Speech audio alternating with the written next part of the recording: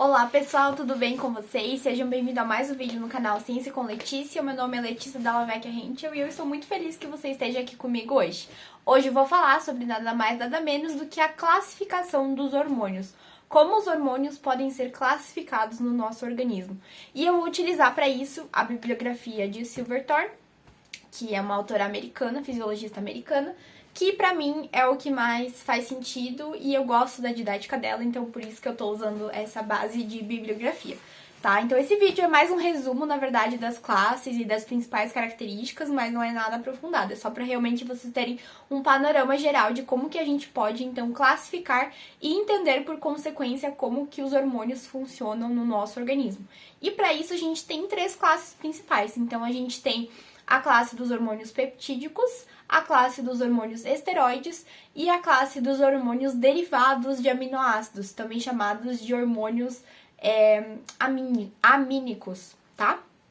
Então a gente tem basicamente essas três classes e eu vou começar então pela mais clássica de todas, digamos assim, que é a tal da classificação de hormônios peptídicos. Peptídico, se você deve lembrar de bioquímica, se refere a basicamente um conjunto de aminoácidos unidos por ligações peptídicas. Então, basicamente, pode ser uma proteína, né? Nem todo peptídeo é uma proteína, mas toda proteína tem peptídeo dentro dela. Mas, basicamente, é uma sequência de aminoácidos que tem uma estrutura e que tem, por consequência, a sua função. Isso que é um peptídeo, tá? Então, os hormônios peptídicos, eles são basicamente pequenas proteínas, a gente pode dizer assim, tá? Esses peptídeos, que são pequenas sequências de aminoácidos ligados, eles têm uma função no nosso organismo, certo? E como que acontece, né? Como que eles são produzidos no nosso corpo? A gente tem que lembrar, então, da parte de genética e de biologia molecular, que a gente tem uma sequência, né, genética, e essa sequência, após ser transcrita e traduzida, ela forma, então, uma sequência de aminoácidos que vai ter, pode ou não ter uma função. Então, essa sequência de aminoácidos, ela vai passar pelo retículo endoplasmático, depois vai passar pelo aparelho de Golgi e vai sofrer diversas modificações. Então, a gente vai ter um pré-pró-hormônio, que depois vira um pró-hormônio, que depois, quando a gente armazena em vesículas para secretar, né, a gente vai chamar de hormônio, tá? Então, basicamente, os peptídeos, eles vão sofrer esses processos que a gente pode ter visto lá na biologia celular, talvez, se você se recordar. E esses processos, eles vão fazer com que esse peptídeo seja modificado até que ele finalmente atinja a sua estrutura funcional, tá?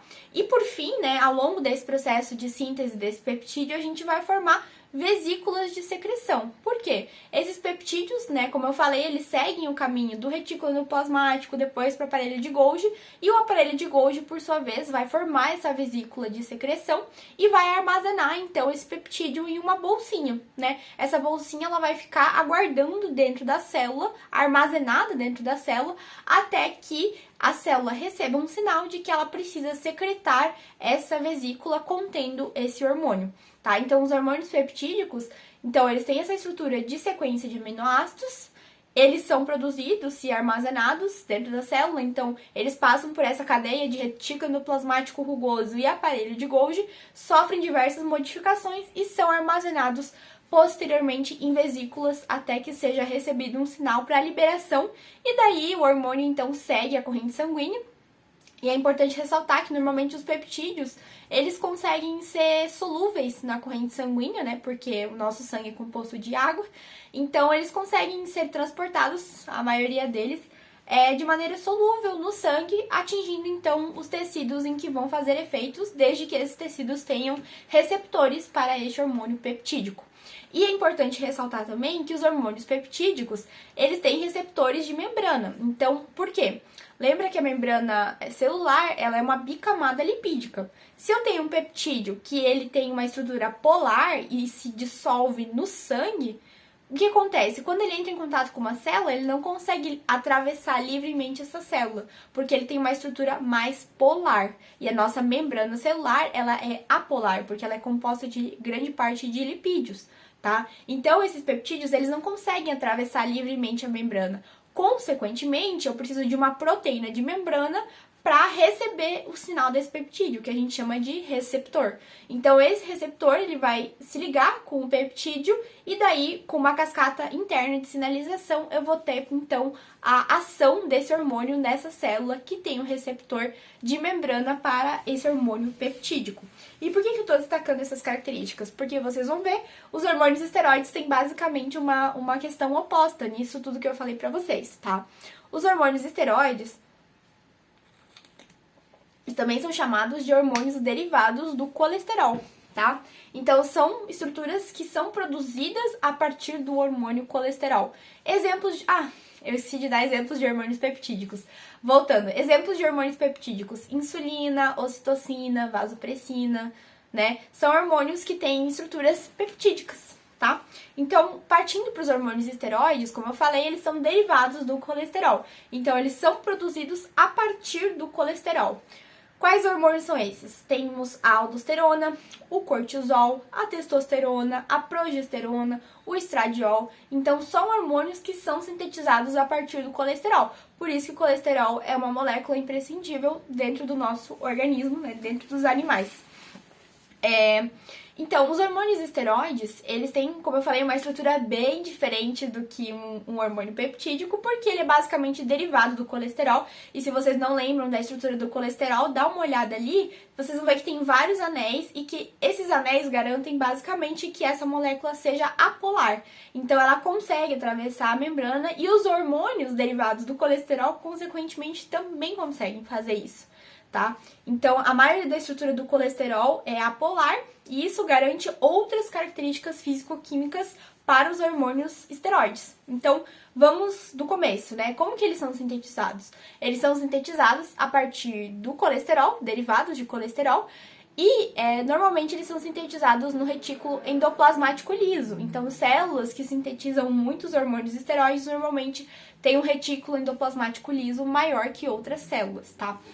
E esses hormônios esteroides, então, vão ser sintetizados no retículo endoplasmático liso e a partir disso, eles vão normalmente estar numa forma inativa para quando a célula receber um sinal, eu converter isso numa forma ativa e ele atravessar a minha membrana celular. Por quê?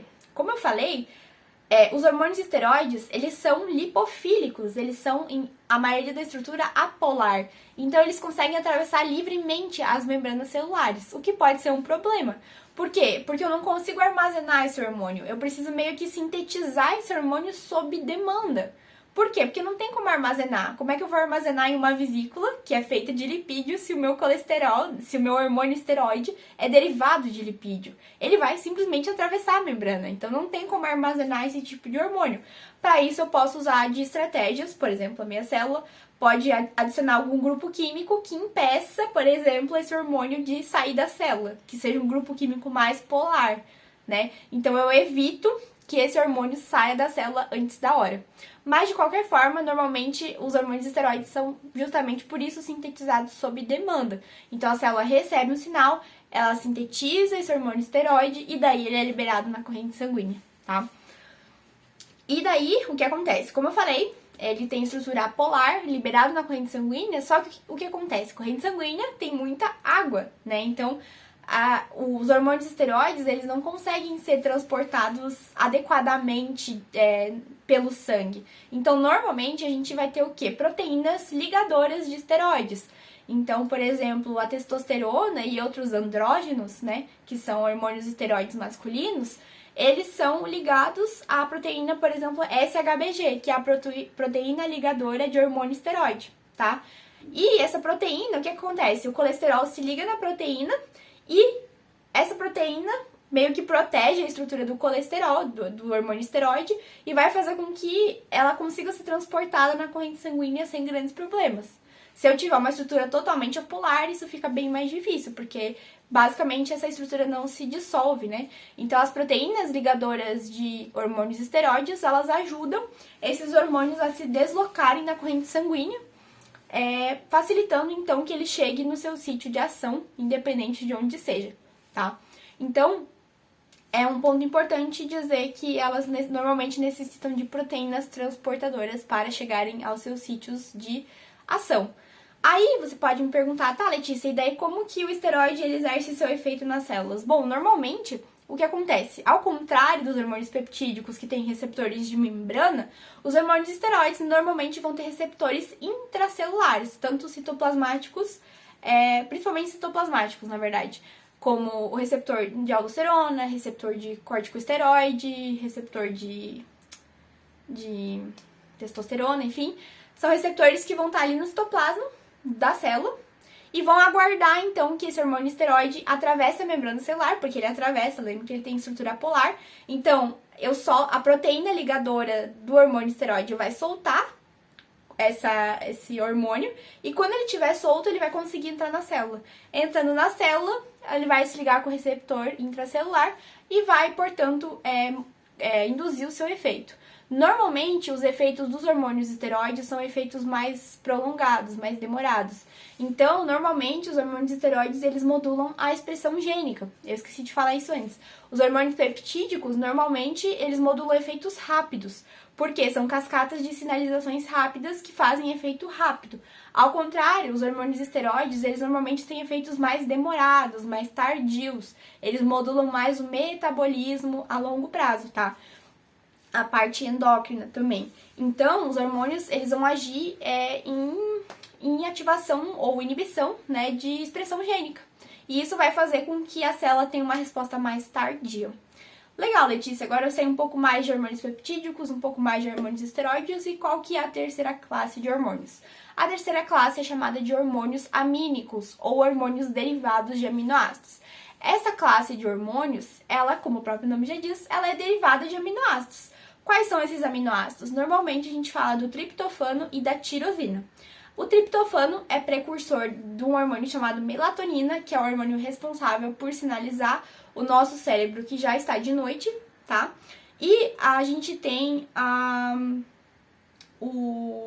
outros hormônios que são derivados da tirosina, que são os mais famosos, que são as catecolaminas e os hormônios da tireoide, tá? As catecolaminas são adrenalina, noradrenalina e dopamina. As catecolaminas basicamente são a tirosina modificada em uma parte química, digamos assim. Então são 3 moléculas razoavelmente bem próximas estruturalmente, tá?